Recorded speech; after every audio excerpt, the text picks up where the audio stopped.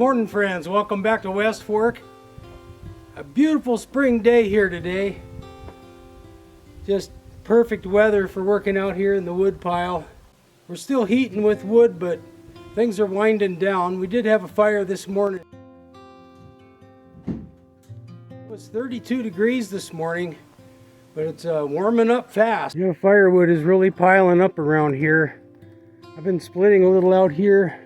We have this big stockpile stacked outside because we didn't have room in the woodshed, and that's got to get stored away, which means I need to empty this bay out. This is all dry seasoned wood in here. I got a couple more rows of it that I'm transferring to the middle bay.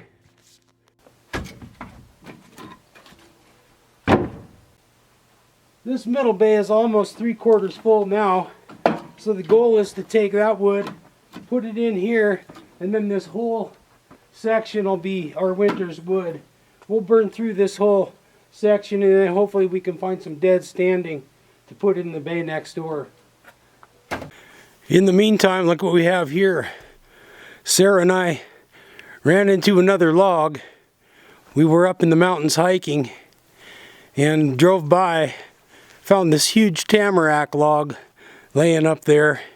So right now the truck's squatting pretty good, and I was just going to throw it out on the ground, but this is heavy stuff. It's real wet, and it's going to take a while to season, so I'm thinking about splitting it right out of the truck and sending it right into the woodshed to cure for a couple years. Well, here's the log. Nice big tamarack log. Looks like it died. Somebody fell it and never came back for it. Good 2 foot at the butt here. The log was about 24 inches in diameter at the butt. Sarah paced it off, and she estimated its length at over 100 feet. That's 100 feet of free heat. More than a truckload. And to find a log like this so close to the road is a real blessing. There's going to be a lot of work to do, but when it's all split and stacked, this tamarack log will be better than money in the bank. Yeah, so that's today's work. Cutting this baby up and putting it in the truck. Should be able to roll these logs right down to the road. Load them up.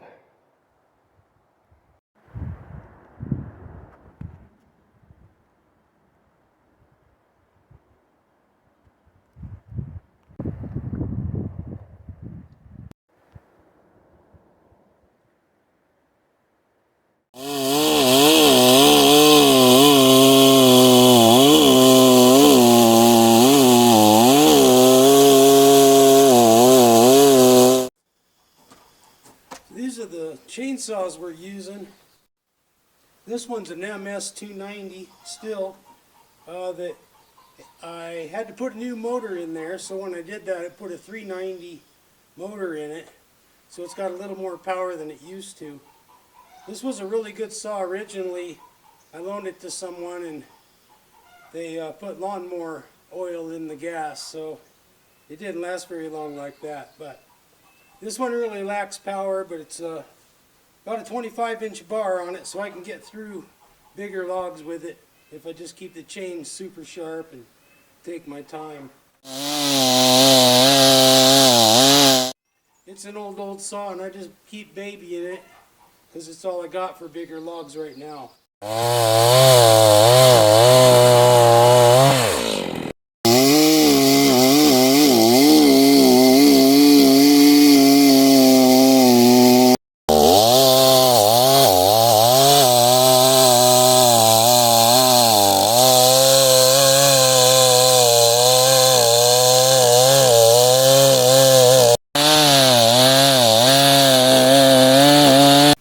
This was an extraordinary log, laying right along the side of the road. It was just above the road where we could buck it up and roll it down the hill right to the bed of the pickup.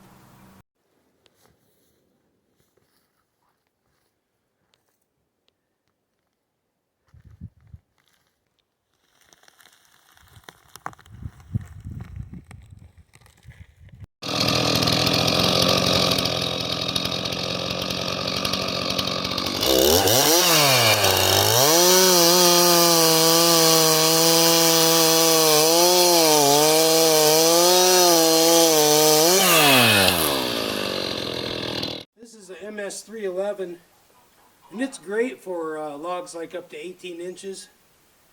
And I use it for any time we have smaller wood. And I'm pretty impressed with this little saw. We cut most of our firewood with this one. I haven't done any maintenance on it. I think we've had this one for about 8 years.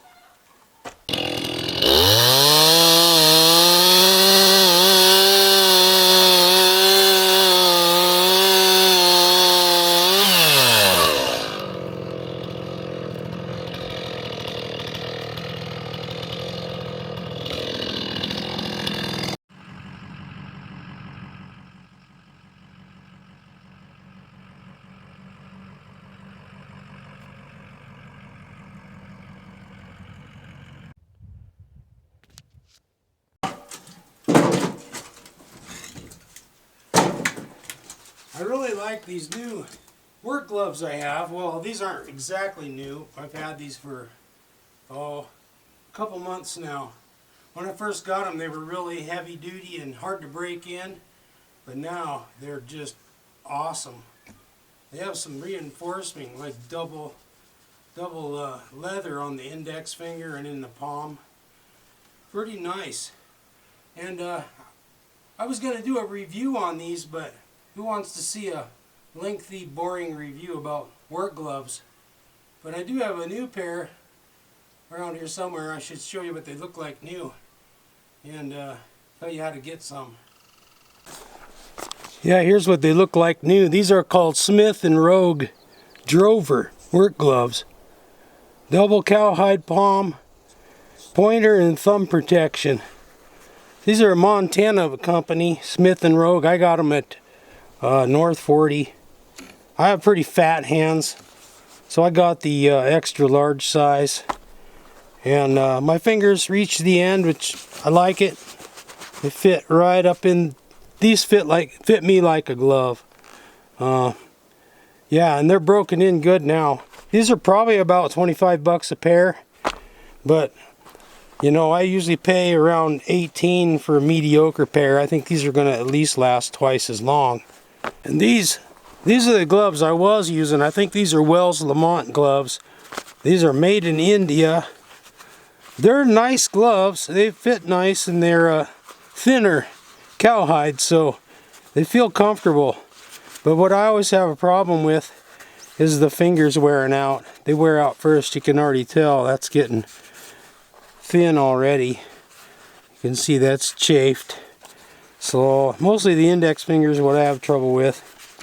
And these really don't have the same amount of protection. They're really lightweight.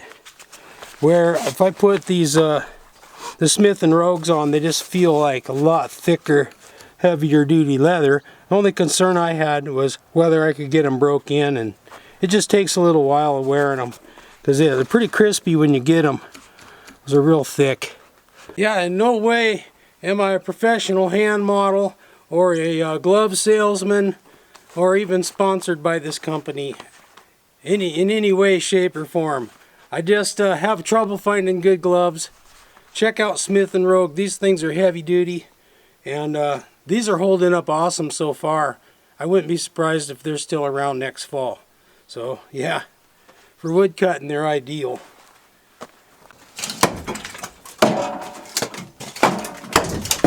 Yeah, we're whittling away on this. I just got one more row left.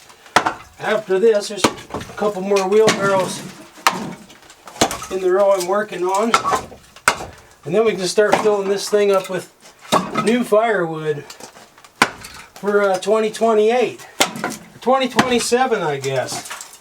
Anyway, it won't be this winter. It'll be the winter afterwards.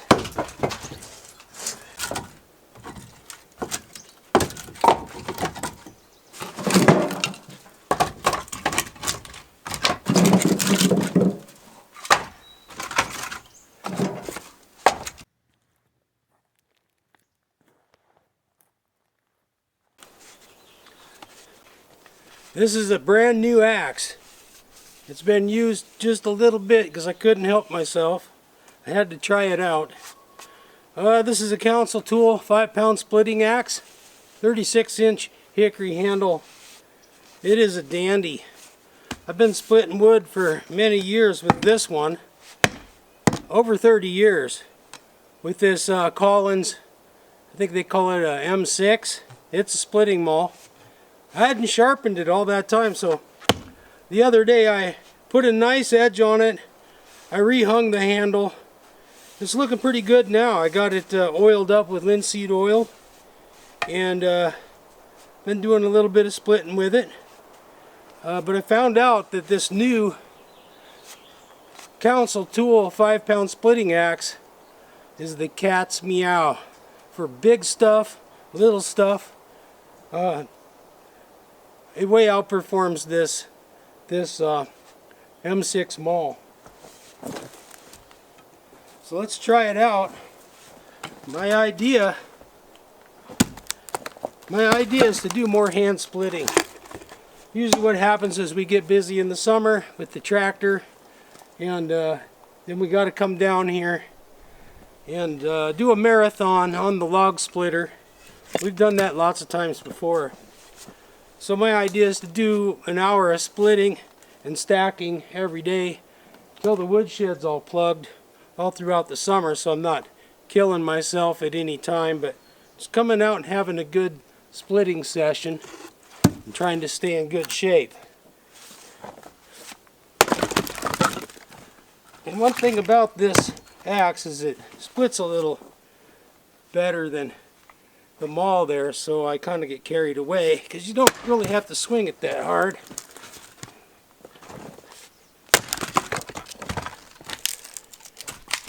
Yeah, it really does nice. I wanted to get a 5-pounder because I was wanting something a little bit lighter weight than the maul.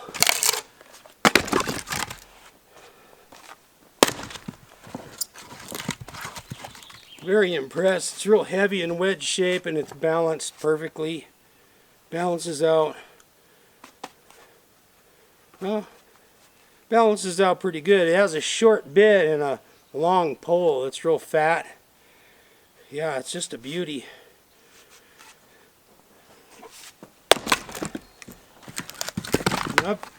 I've split some really tough stuff. There's one with a big knot in it. I'll try to split right through that knot, see what happens. Not a problem.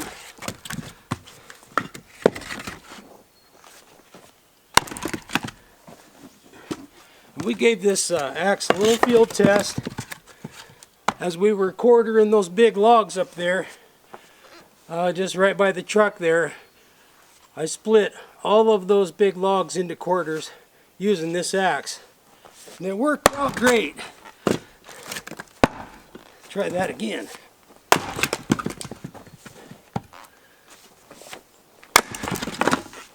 There we go.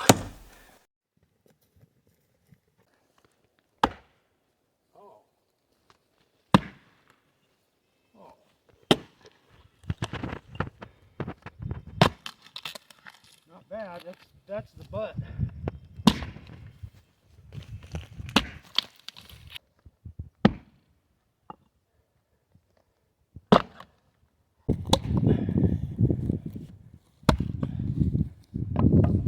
Try this one. Council Tool. Now that's a 6-pound wedge right there. Yeah, that's a 6-pound M6 splitting maul, 6-pounder. It's a good maul. You've worked it up too. You've sharpened it. I just sharpened it. It's a tough log. I think there's a knot there.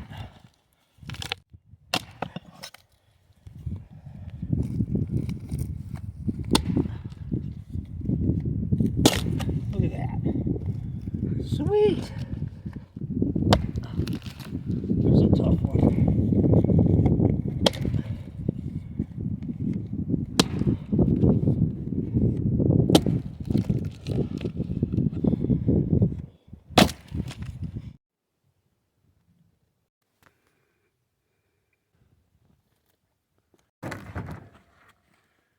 Yeah, a lot of the YouTube reviews for the Council Tool 5-pound splitting axe, people are saying it has a tendency to stick in the wood.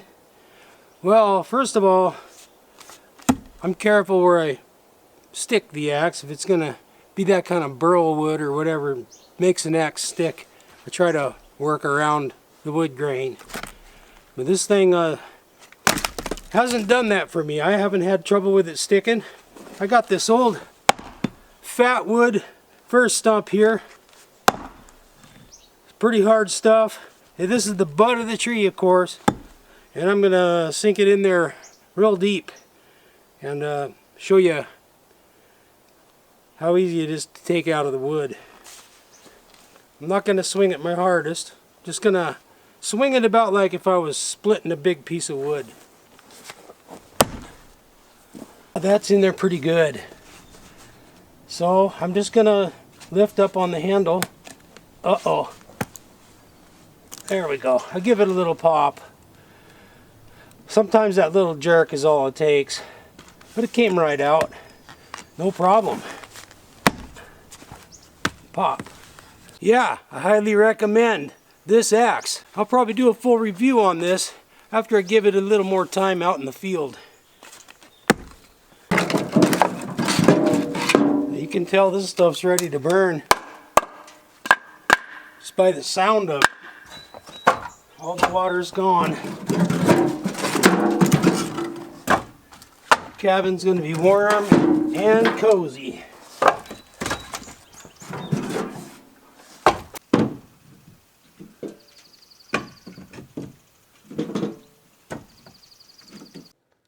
Some of these pieces are covered in pitch, and you could just light them with a match. Here's another one here. It's just, that's heavy. That might be some fat wood in there.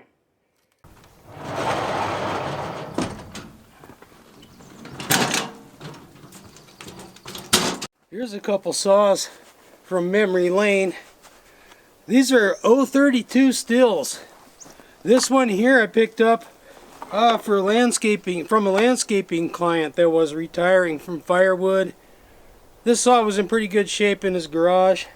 This is an 032. I think it was manufactured probably back in 83, somewhere along there.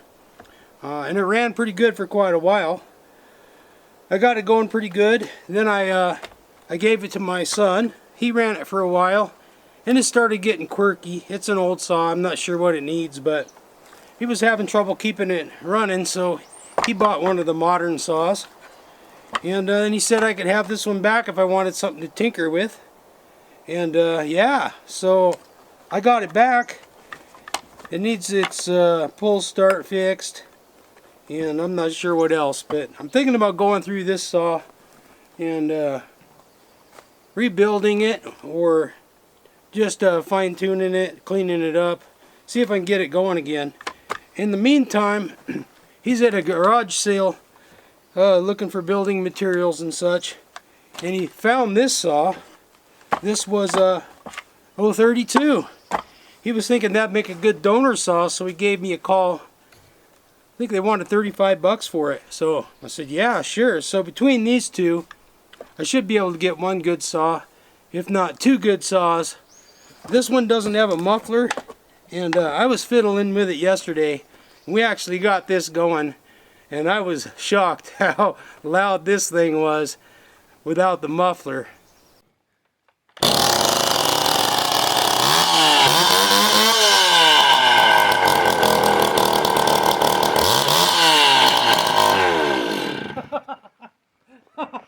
Woo! Yeah, so I'm gonna have to pick up a muffler for this one before we turn it loose up in the woods. Is that you, Tig? Are you coming over? Old Tig, what are you doing? Oh, what a special baby.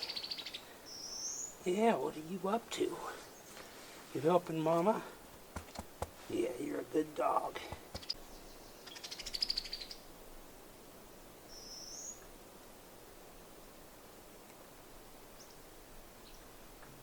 I really love these old school saws. These old 32s were super popular. They're just a great wood cutting saw.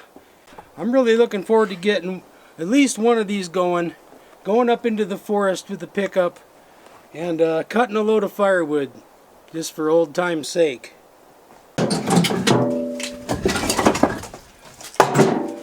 that's all I got for you today, friends.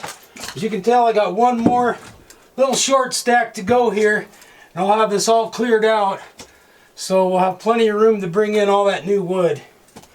I'm having a great time out here stacking and splitting. I feel like that's what I was meant to do. I'm really enjoying the firewood life. I hope you're all doing great. Don't forget to drop me a comment and say hi. Until next time, this is West Fork, over and out.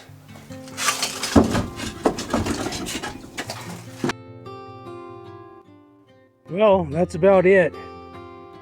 The truck's sagging. This is pretty wet wood, spring wood. Weighs about twice as much. You ready to go home? Time for kibble for the dog?